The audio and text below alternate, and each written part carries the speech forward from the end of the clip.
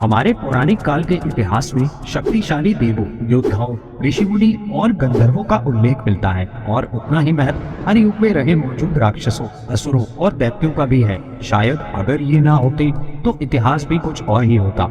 आइए आज की वीडियो में ऐसे ही कुछ सर्वशक्तिशाली राक्षसों के बारे में आपको बताते हैं, जिनका बल और पराक्रम इतना महान था कि स्वयं ब्रह्मा, विष्णु और शिव को अलग अलग अवतार लेकर इनका वध करने के लिए आना पड़ा।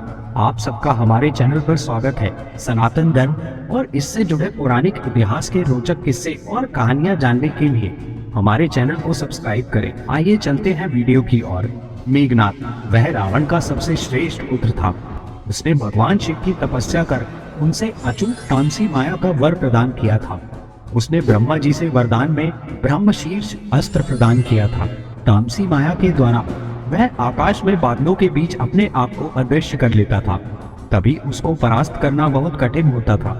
लक्ष्मण जी को भी मेघनाद का वध करने में बहुत कठिनाइयों का सामना करना पड़ा था। जालंधर इस राक्षस का जन्म तब हुआ जब भगवान शिव की तीसरी आंख से उत्पन्न हुई तीव्र अग्नि ब्रह्मांडीय महासागर से टकराई थी। जालंधर एक अजय असुर था जिसका कौशल त्रिदेवों के तुल्य माना जाता था।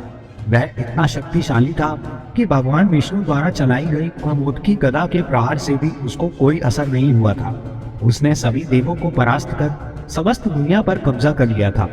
उसने भगवान शिव के निवास स्थान कैलाश पर्वत पर भी हमला किया था, जहां जालंधर और भगवान शिव के बीच भयंकर युद्ध हुआ। तभी वह भगवान शिव द्वारा मारा गया। हिरण्याक्ष हिरण्यकश्यप का बड़ा भाई था।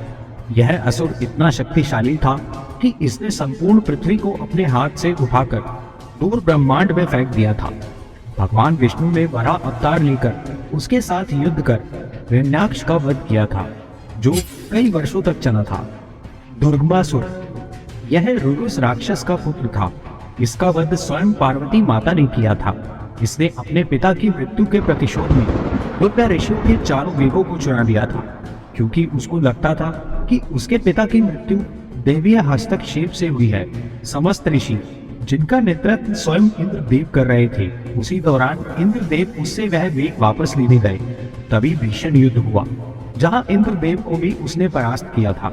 इस समय काल में अधर्म अपने चरम पर था। तब देवी पार्वती ने हजारों भुजाओं वाला भयंकर रूप धारण कर 10 दिन चले युद्ध के बाद 11वें दिन उसका वध किया था। तब से माता पार्वती को दुर्गा रूप में भी जाना जाने लगा।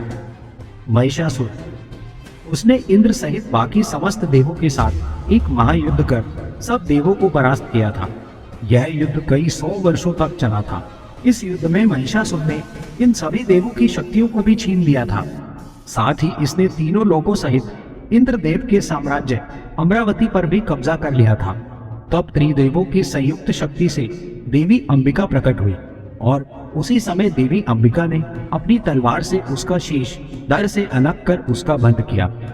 ताड़कासुर ऋषि कश्यप का पोता और एक भयानक राक्षस था। उसने बार बार देवताओं सहित कई बड़े योद्धाओं और गंधर्वों को पराजित किया था। भगवान विष्णु का चक्र भी उस पर विफल हो गया था।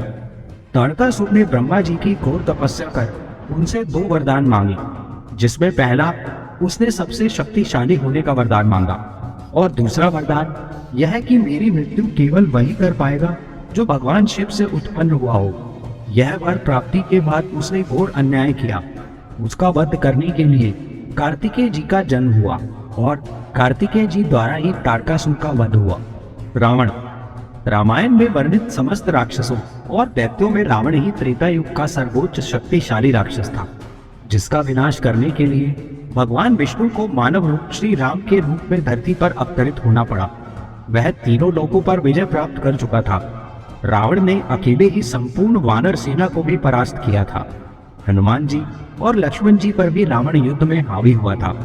इसके बाद 7 दिन निरंतर चले एक विशाल युद्ध के बाद वह भगवान श्री राम के हाथों मारा गया। इनके अलावा और भी कुछ शक्तिशाली राक्षस थे। एक थे वृत्रासुर, जिनका वध देवराज इंद्र ने ऋषि दधीची की हड्डियों से बने वज्र से किया था। त्रिपुरासुर यह ताड़कासुर का पुत्र था, जिनको कई शक्तिशाली वरदान प्राप्त थे। उनका वध भगवान शिव ने पशुपत अस्त्र से किया था। कुंभकर्ण जो रावण का भाई था, जिनका वध करने के लिए श्री राम को कठोर परिश्रम करना पड़ा था। रक्त बीज, इसका वध भी मां अंबिके के हाथों ही हुआ था।